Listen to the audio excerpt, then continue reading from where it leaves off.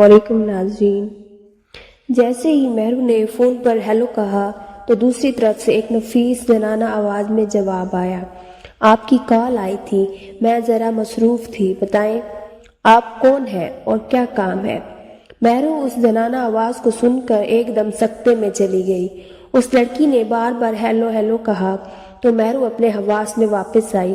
مہرو نے اپنا نام بتایا اور بہانہ بناتے ہوئے پوچھا کہ میں انشورنس کمپنی سے کال کر رہی ہوں، آپ کا نمبر ہماری لسٹ میں موجود تھا اس لیے آپ کو کال کی ہے، شاید آپ کے گھر کے کسی مرد نے آپ کی انشورنس کروائی ہو، اس کے حوالے سے آپ کے کچھ قوائف چاہیے تھے۔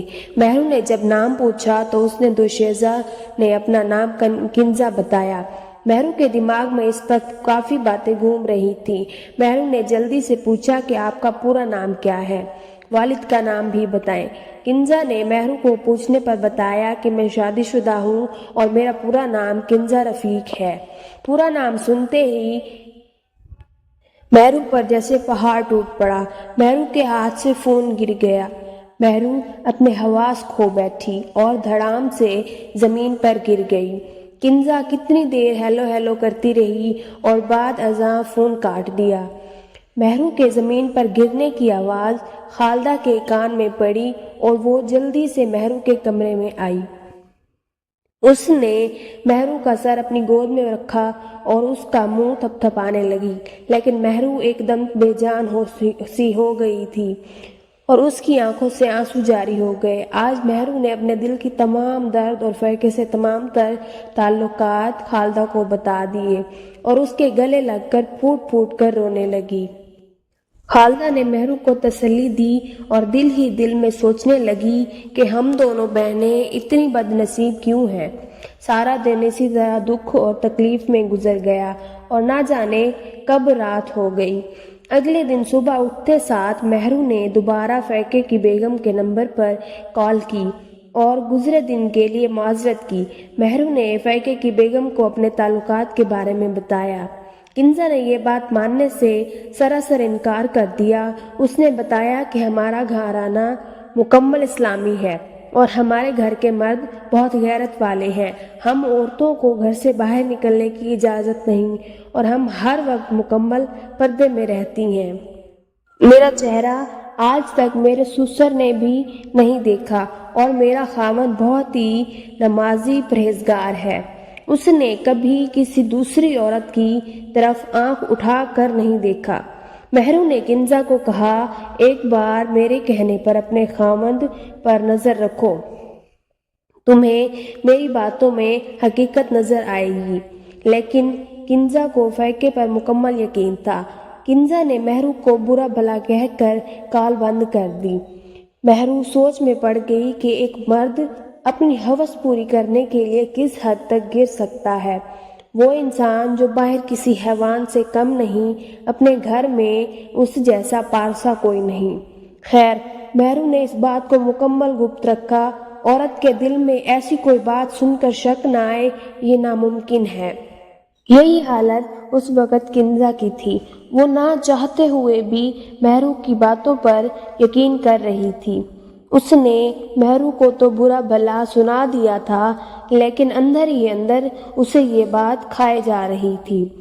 پہلے اس نے سوچا کہ اس بات کا ذکر فیقے سے کرے، مگر کچھ دیر سوچنے کے بعد اس نے اس بات کی اصلیت جاننے کی ٹھان لی۔ مہرو کے ساتھ فیقے نے اسی طرح رابطہ رکھا اور معاملات کا سلسلہ جاری رہا۔ فیقے نے محسوس کیا کہ مہرو آج کل اس سے اکھڑی اکھڑی رہتی ہے۔ اس نے مہرو سے بات دریافت کرنے کی بھی کوشش کی، لیکن مہرو نے کچھ نہ بتایا۔ ادھر فیصل آباد میں رشید اور سائمہ ہر وقت موقع کی تلاش میں رہنے لگے۔ سائمہ کو رشید کا چسپ پڑ گیا تھا۔ دونوں اب ہر وقت گھر میں اکیلے ہونے کا انتظار کرتے رہتے اور جب بھی موقع ملتا دونوں دو جسم ایک جان ہو جاتے۔ ایک دن خاندان میں کسی کی فوتگی ہو گئی، جس کے سلسلے میں سائمہ کے ماں باپ کو شہر سے باہر جانا پڑا۔ اس سلسلے میں سائمہ کی ماں نے سائمہ کو بھی ساتھ چلنے کا کہا، پر سائمہ نے اپنی طبیعت خراب ہونے کا بہانہ بنا ڈالا۔ سائمہ کی ماں نے جاتے جاتے رشید کو کہا کہ گھر کا خیال رکھنا، سائمہ گھر اکیلی ہے، میں اور تمہارے ماموں شام تک واپس آئیں گے۔ رشید پہلے ہی موقع کی تلاش میں تھا اور یہ موقع تو رشید کے لیے سنہرا تھا۔ جیسے ہی رشید کے ماموں اور ممانی گھر سے نکلے، رشید بنا وقت ضائع کیے سائمہ کے کمرے میں گھس گیا۔ اب تو پورے گھر پر دونوں کا راج تھا۔ کمرے کا دروازہ بھی کھلا تھا۔ دونوں نے بنا وقت ضائع کیے اپنی پیاس بجھانے کی تیاری شروع کر لی۔ دونوں نے ایک دوسرے کو برہنہ کر کے جسموں پر چادر اوڑھ لی۔ سائمہ کی تیز سانسیں، ابھرتی چھاتی، دل کی دھڑکن رشید پر تلوار کی طرح وار کر رہی تھی۔ رشید اپنے آپ پر قابو کھو چکا تھا اور سائمہ بھی اب رشید کی باہوں میں خود کو فنا کر دینا چاہتی تھی۔ رشید نے سائمہ کو اپنی گود میں اٹھایا اور دیوار کے ساتھ لگا کر بوسہ دینا شروع کر دیے۔ سائمہ بھی مدہوش ہو کر رشید کا بھرپور ساتھ دے رہی تھی۔ مرد ایسی ہی عورت کا دیوانہ بن جاتا ہے جو ایسے معاملات میں اس کا ساتھ دے۔ دونوں ایک دوسرے میں کھو گئے اور رشید نے سائمہ کو بیڈ پر لیٹا دیا۔ سائمہ نے بیڈ پر لیٹتے ساتھ ہی اپنی بے قراری کا اظہار رومانوی انداز میں رشید کی چھاتی پر بوسہ دیتے ہوئے کیا۔ رشید جو کہ پرانا کھلاڑی تھا اور رمز جانتا تھا، اس نے بھی سائمہ کی گردن اور چھاتی پر بوسوں کی بوچھاڑ کر دی۔ یہ سلسلہ چل ہی رہا تھا کہ آرام سے گھر کا دروازہ کسی نے کھولا اور رشید اور سائمہ اپنے پیار میں اتنے مگن تھے کہ انہیں اس بات کا اندازہ ہی نہ ہو سکا کہ گھر کا دروازہ کھول کر کوئی اندر آیا ہے۔ گھر میں داخل ہونے والا شخص اور کوئی نہیں، رشید کی ممانی تھی، جو گاڑی خراب ہونے پر نہ جا سکی اور واپس گھر آ گئی۔ آتے ساتھ ہی ممانی نے سائمہ کے کمرے کا رخ کیا۔ جیسے ہی رشید کی ممانی کمرے کے دروازے میں پہنچی تو سائمہ اور رشید کی اس حالت میں دیکھ کر ان کے تو جسم سے جیسے روح ہی پرواز کر گئی۔ رشید کی ممانی نے گرجدار آواز لگائی اور رشید حرام زادے، جس تھالی میں کھاتا ہے اسی میں چھید کرتا ہے۔ یہ آواز سننے کی دیر تھی کہ رشید کے تناؤ میں آنے والے جذبات ایک دم سے ڈھیلے پڑ گئے اور یکدم رشید کی ممانی کی آواز سن کر اس کے ماموں بھی جلدی سے کمرے میں آ گئے۔ اپنی بیٹی اور رشید کو اس حالت میں دیکھ کر وہ سکتے میں چلے گئے۔ انہوں نے اپنا منہ پھیر لیا۔ سائمہ کی ماں جلدی سے آگے بڑھی اور سائمہ کو بالوں سے پکڑ کر بیڈ سے نیچے پھینکا اور اس کے منہ پر تھپڑ رسید کرنا شروع کر دیے۔ رشید نے جلدی جلدی اپنے کپڑے پہنے اور باہر نکلنے کی کوشش کرنے لگا، لیکن سامنے ہی اس کے ماموں کھڑے تھے۔ رشید کوئی بات کرتا اس سے پہلے اس کے منہ پر ایک زوردار چماٹ پڑا۔ رشید کے ماموں نے رشید کو خوب پھینٹی لگائی اور مار مار کر رشید کا منہ سر پھاڑ دیا۔ سائمہ کی ماں نے اس کے کپڑے پہنائے اور سارا معاملہ دریافت کیا۔ سائمہ چونکہ ایک ہوشیار لڑکی تھی، اس نے اس تمام معاملے سے لا تعلقی کا اظہار کر دیا اور کہا کہ رشید میرے ساتھ زبردستی کرتا رہا، پہلے بھی 2-3 بار رشید نے میرے ساتھ زیادتی کی ہے اور جب میں نے آپ کو بتانا چاہا تو رشید نے مجھے قتل کی دھمکیاں دینا شروع کر دیں۔ میں ڈر گئی تھی اور کسی کو کچھ نہ بتایا۔ سائمہ نے فوری طور پر مگر مچ کے آنسو بہانا شروع کر دیے اور اپنی ماں سے کہا کہ مجھے اس درندے سے بچا لو، اس نے مجھے کہیں کا نہیں چھوڑا۔ سائمہ کی بات سن کر اس کی ماں سیدھا باہر گئیں اور جا کر اپنے خاوند کو ساری بات بتا دی۔ رشید کے ماموں انتہائی غصے کے عالم میں تھے۔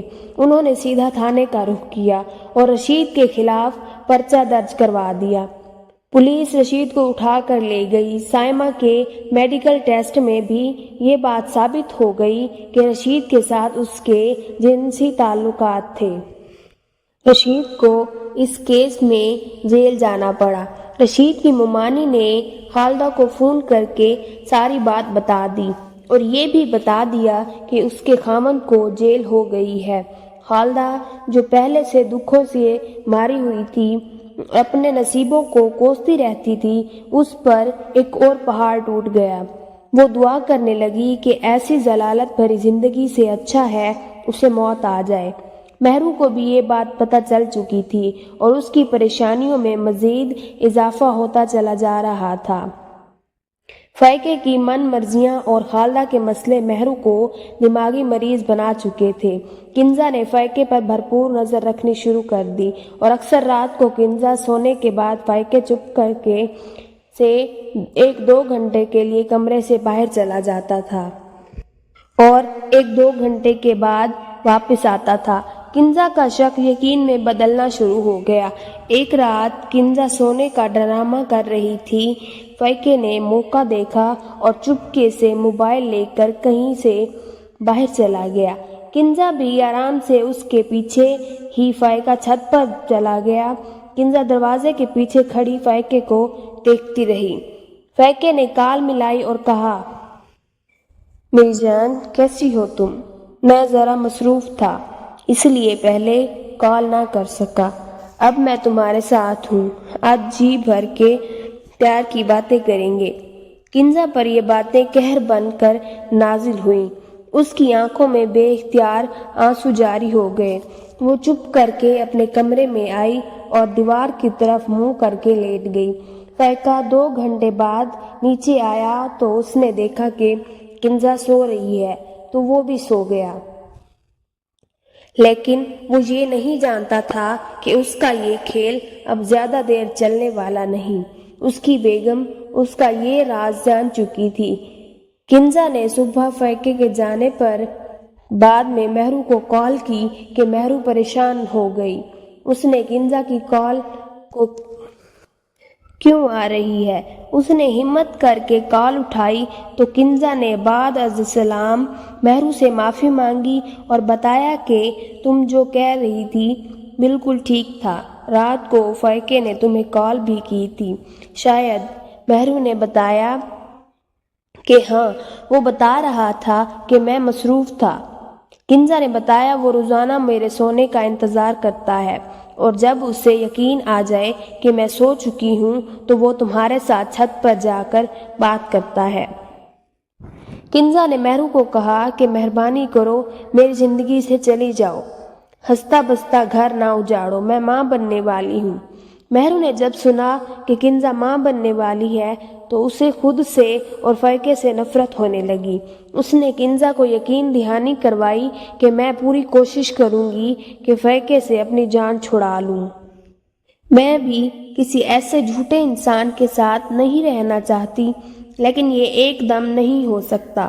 مہرو نے فائقے کو کال کی اور اسے کہا کہ میں اب اس رشتے میں مزید نہیں رہ سکتی، تم مہربانی فرماؤ اور مجھے معافی دے دو، میں اس گھٹن میں نہیں جی سکتی۔ فائقے نے مہرو کو کہا کہ یہ تو ناممکن ہے، میں تمہیں اس طرح نہیں چھوڑ سکتا، تمہیں اس کی قیمت ادا کرنی ہوگی۔ مہرو نے استغفار سے کہا کہ کون سی قیمت ادا کرنی ہوگی؟ فائقے نے شیطانی ہنسی ہنستے ہوئے کہا، کچھ زیادہ نہیں، بس تمہیں 7 دن کے لیے اور 7 رات میرے ساتھ رہنا ہوگا۔ ہوٹل میں ایک روم بک کراؤں گا اور نہ تم کمرے سے باہر جاؤ گی نہ میں۔ تمہیں جنسی طور پر نچوڑنا چاہتا ہوں، میں تمہیں نوچنا چاہتا ہوں، تمہارے ساتھ ایک اس طرح کی اپنی جنسی خواہشات پوری کرنا چاہتا ہوں کہ آج تک کبھی کسی نے ایسا نہ کیا ہوگا۔ فائقہ جب یہ باتیں کر رہا تھا تو مہرو پر عجیب قسم کا خوف طاری ہو رہا تھا۔ اس کا جسم کپ کپا رہا تھا، اس کے منہ سے کوئی لفظ نہیں نکل پا رہا تھا۔ اس نے بامشکل جواب دیا کہ میں سوچ کر بتاؤں گی اور فون رکھ دیا۔ مہرو کے جسم پر مسلسل کپ کپی طاری ہو گئی اور وہ حواس باختہ ہو گئی۔